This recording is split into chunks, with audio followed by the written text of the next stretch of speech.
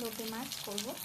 তো পেঁয়াজ দিয়ে মাছটা ভেজে নিলাম, পেঁয়াজটা ভেজে নিলাম, আদা রসুন বাটা, টমেটো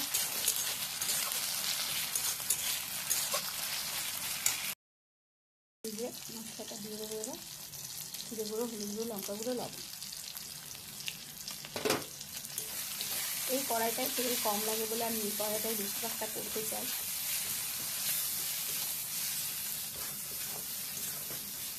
মশলাটা কষা হয়ে গেলে আমি মাছগুলো এক এক করে দিই।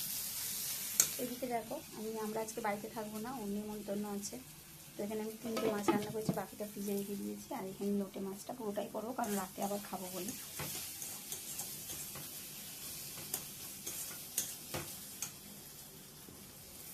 এখানে মাছটা আমি দিয়ে দিলাম। 1 কেজি মাছ আছে, 3-4 পিস মতো তুলে রেখেছি।